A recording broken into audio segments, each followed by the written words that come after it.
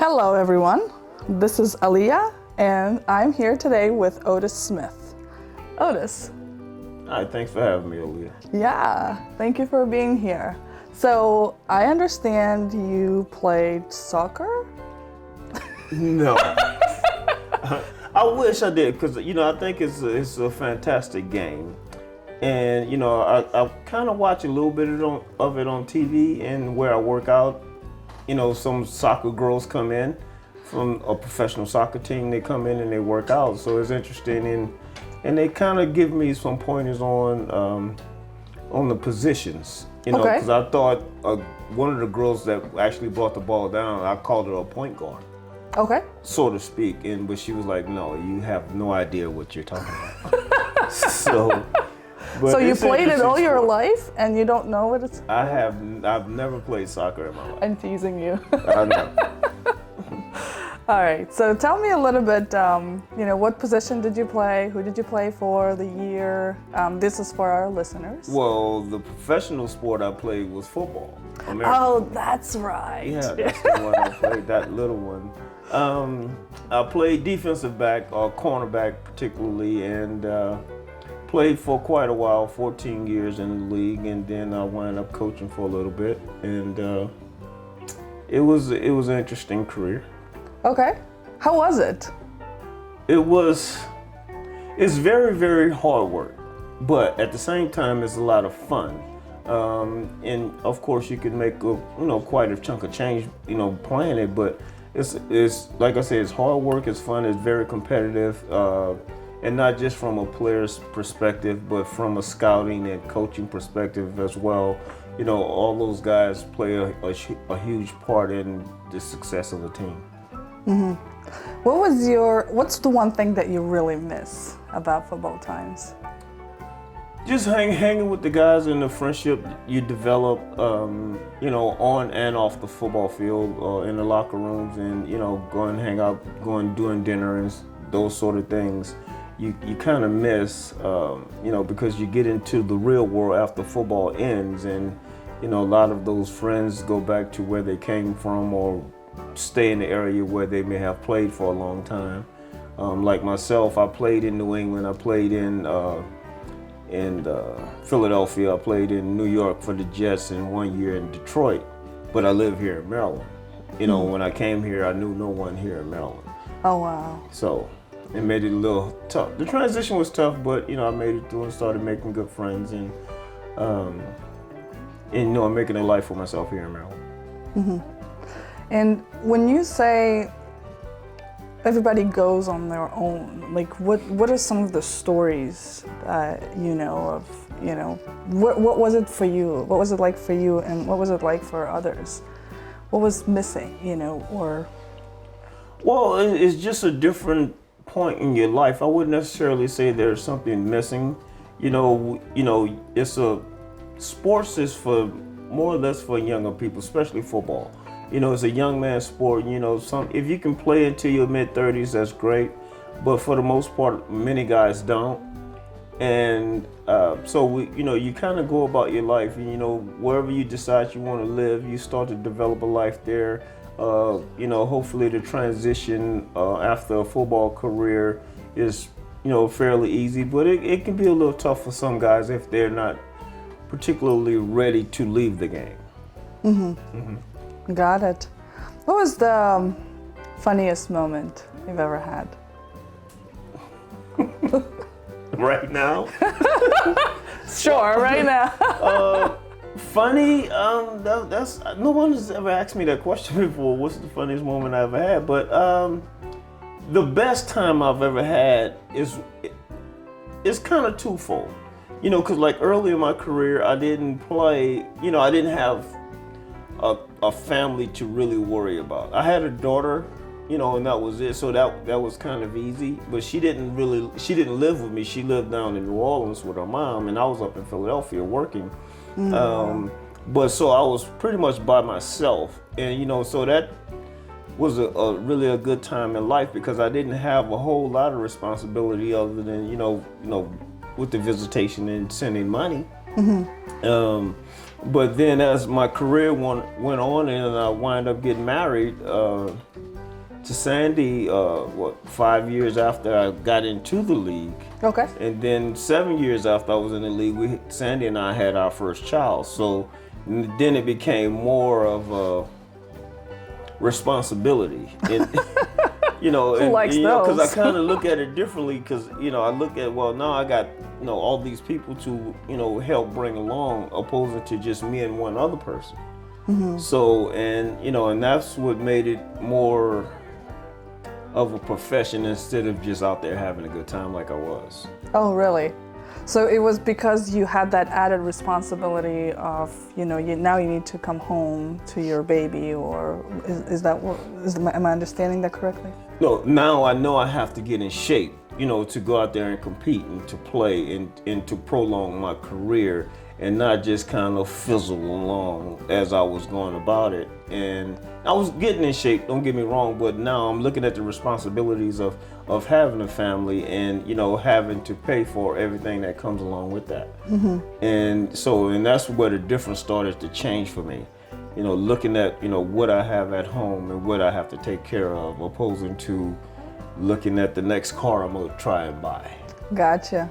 So would you say that at that point it became more of a job than a hobby or fun? What? It's a difference in the profession. When I was a young professional and and building my way up and working hard, and then as I started becoming more of a veteran professional, mm-hmm. I saw more of a responsibility to make sure that I was taking care of what I was supposed to be taking care of. Gotcha. That's awesome.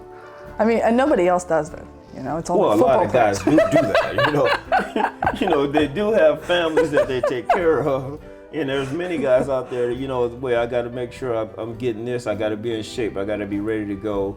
Not only for myself personally, but for my family too, because they get into it with you. They start to understand what you're going through, understand the sport, and and the sacrifices they make. So we could do the things that we do is tremendous. That's right. And and I go along now. Like my daughter is at University of Missouri and working in their scouting department, and so she's as she says it, like she's gonna keep the legacy going. That's awesome. So she's been heavy into football her whole her whole life, pretty much. I can imagine. The other two, not so much, but she's really into it. She would sit down and watch football games with me all the time. So that's awesome. How was it for them, like when they were watching you play on the field?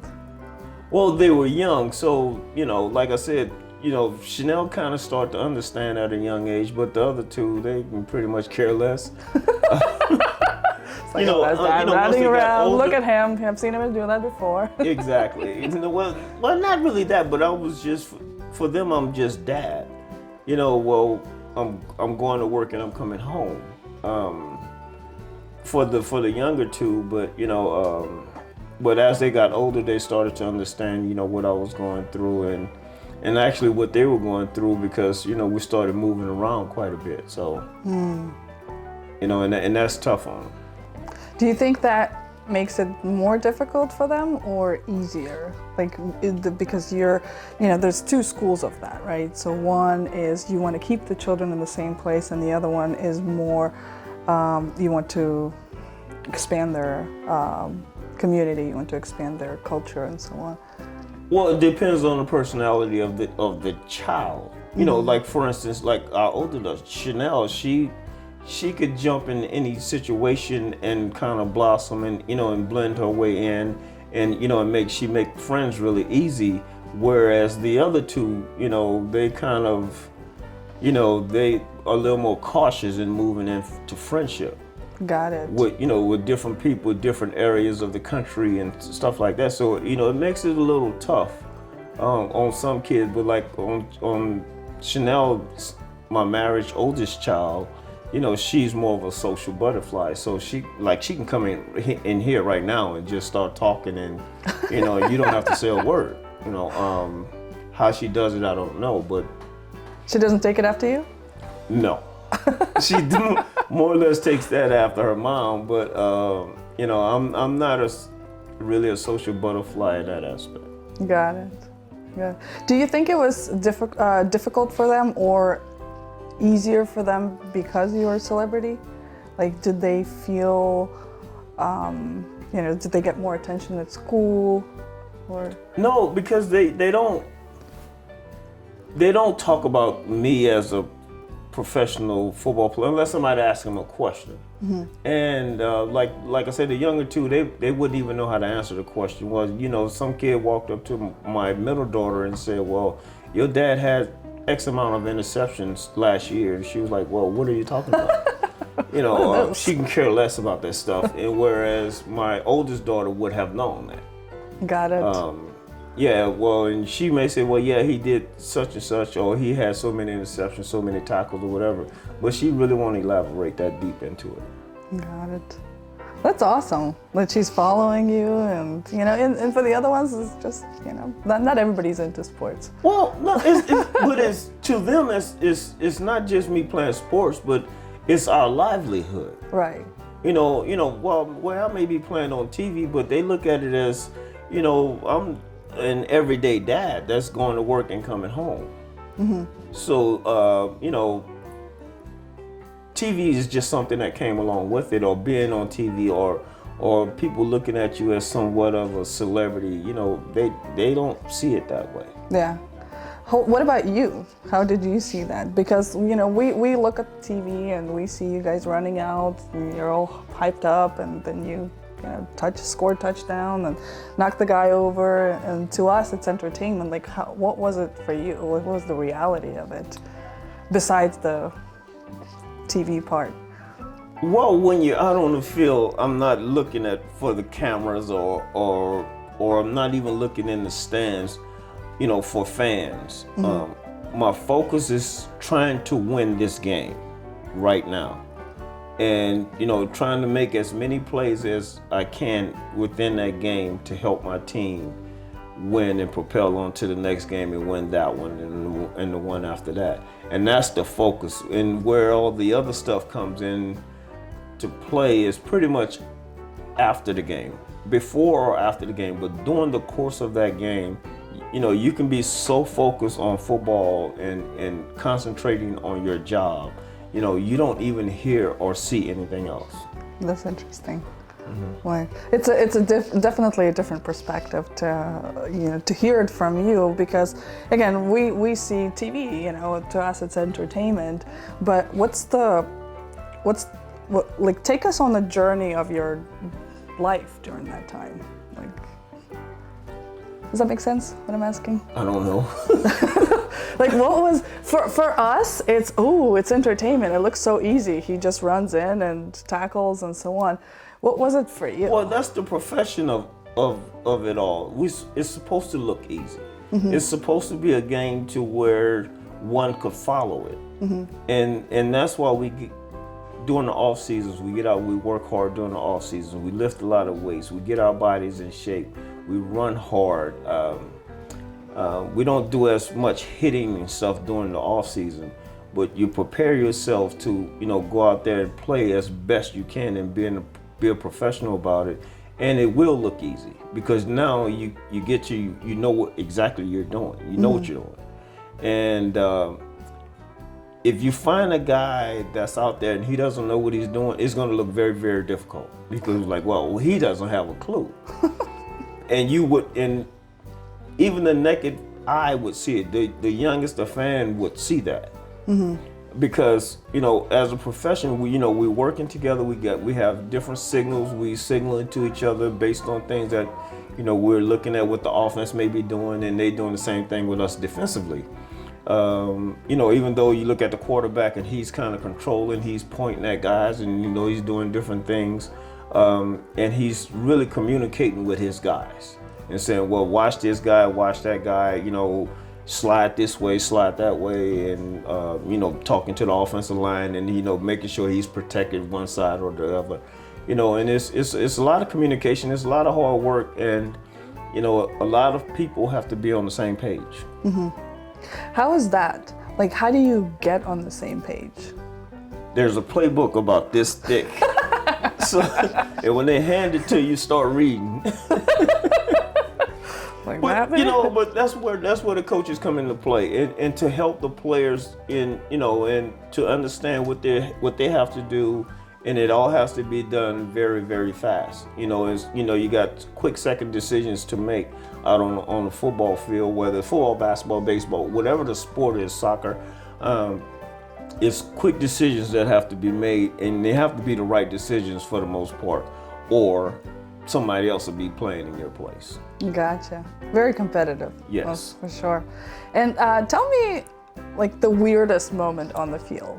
What was what the heck just happened? And that's the question the whole organization will be asking. What just happened, and how did we not win this game? Yeah. But you know, it's things that happen. But that's why it's all filmed, and we go back and we look at it and see what actually took place. But sometimes when you're on the field or you're out there and you're highly engaged, and if something doesn't go your way, you may not even know what happened. You know, some guys may catch balls or catch interceptions. Like I've caught interceptions, and I don't know how I caught the ball.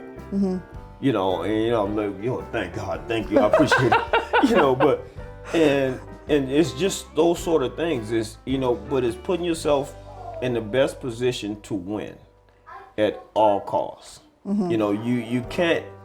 You have to minimize your mistakes. If a guy makes too many mistakes, then he won't be playing very long. That is true. That is interesting.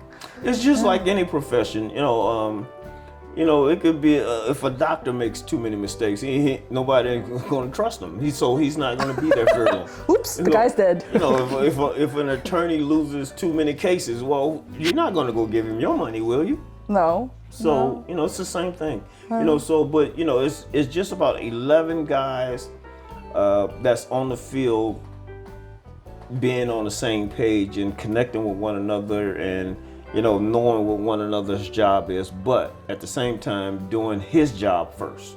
Right. Because you have to. If you don't do your job first, then you can't do the other guy's job at all.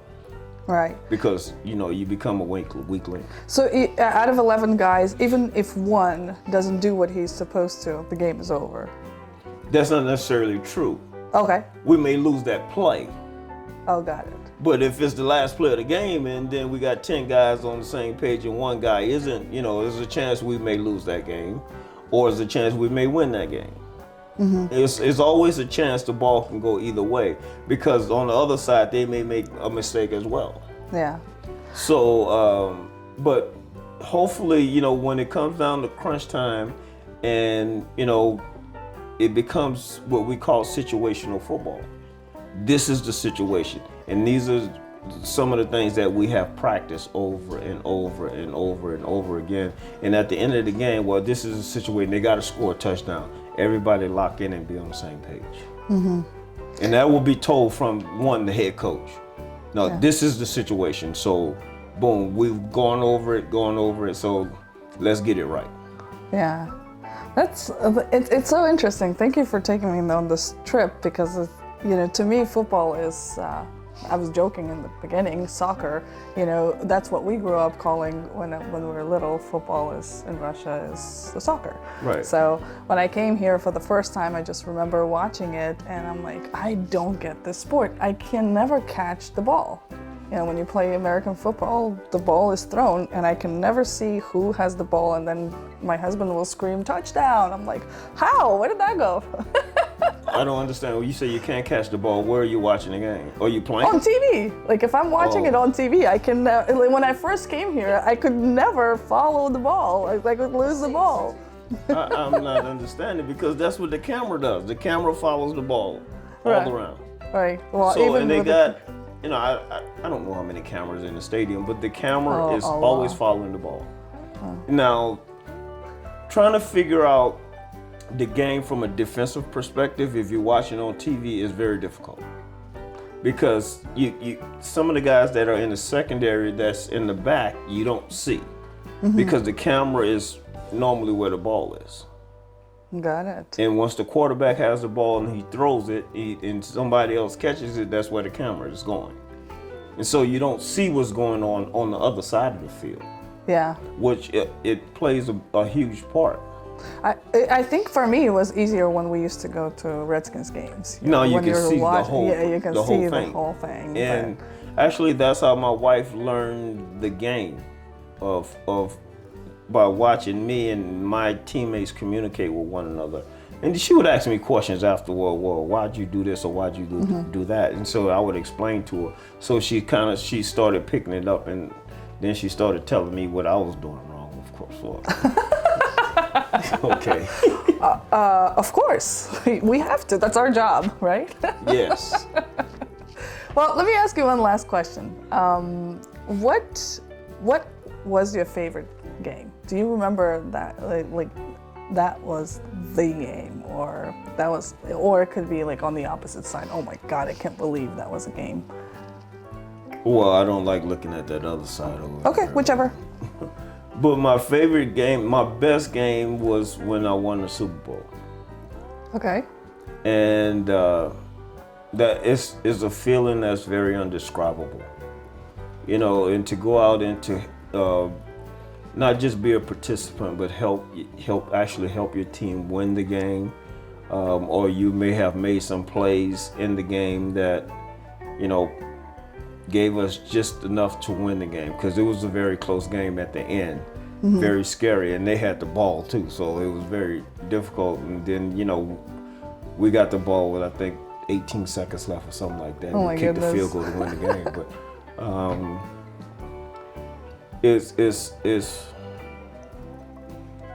But that was the best moment ever. That's what I played the game for, was to win the Super Bowl, which is very, very, very difficult, because the talent is so great. And the later the season gets, the more the talent amps up. And then you get to the playoffs, and, you know, those games are so hard to win. And to get into the Super Bowl, actually, some of the games before the Super Bowl was actually harder than the Super Bowl. Oh wow. Yeah. You know, because it's so competitive. Yeah. Yeah. It's fantastic, and you know, when you said indescribable, that kind of gave me goosebumps. Like, can you try to describe it? Yay! We won. But it's something that's very difficult to put in words. And, you know, you can ask people that has won championship, multiple championships, and they're gonna tell you the same thing. You know, it doesn't matter how many championships you win. It's always difficult to explain, because you know how hard you work to get there, and you know what you had to go through to win it, especially from the opposing team, you know, because they don't make it easy. So, and it's not supposed to be easy. It's supposed to be competitive. Yeah. You know, nobody's going to sit there and watch a blowout game. You know, that's the easy games. But when it's competitive and you're sitting on the edge of your seats, and, you know, we're on the field and everybody's intense and solely focused on what they're doing. Yeah. That's real football. And you'll see a lot of real football starting in every year in pretty much November, December.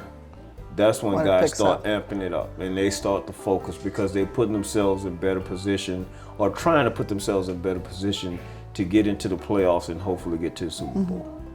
Did you ever have that similar feeling in life outside of football? Every day. Every day is a focus and a grind. To maintain family, to make money for family, to pay bills, and it's just a daily grind, which is a lot tougher than playing the sport of football. And what do you want right now? I thought it was only one more question. I can't let him go. As you can see, it's so interesting. What I want is just to be a good person, somewhat square, and, you know, and just continue to move forward in life, and, you know, and be happy for the most part. And of course, to make a lot of money, of course. Oh, okay. Tell me more. Yeah, you gotta put a couple of coins in your pocket, as our president Ricky would say. But for the most part, just being happy and making sure that my family and friends are happy and doing the things that they need to do in life, to excel, because it's hard. It's and it's I don't particularly care for people just sitting around doing nothing. Of all the things that you just said, you got really excited when you talked about making more money. It's a good thing to have. It is a good thing to have. That's something we have in common. But how do you see a way to use everything that you have had, because you have this tremendous experience, you have this tremendous background with team building, with the discipline and everything.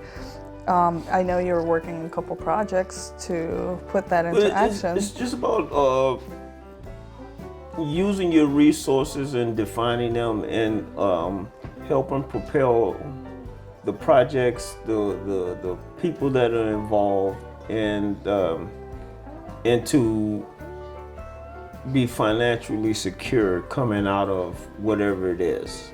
And plus we do a lot of volunteer stuff, so we don't just solely try to make money, but we do a lot of volunteer stuff and help school. I think we're adopting a school in Southeast Anacostia High School, and trying to help those guys out over there a little bit as much as we possibly can. I think that's an amazing project to take on. That school definitely needs some help, and the mentorship program that we discussed earlier. Well, it's going to be a lot of work involved, a lot of hard work involved, and we may have to try and convince some people of some things that we're trying to do. But I think we're all on the right track. With the team that's put together, led by you, of course. But the team that we put together, I think everybody's on the same page, and I think everybody means well, in looking to try to help and bring others up that's less fortunate. Awesome. Well, thank you so much for being on the channel. Thank you for having me. It is such an honor, and cheers. Cheers.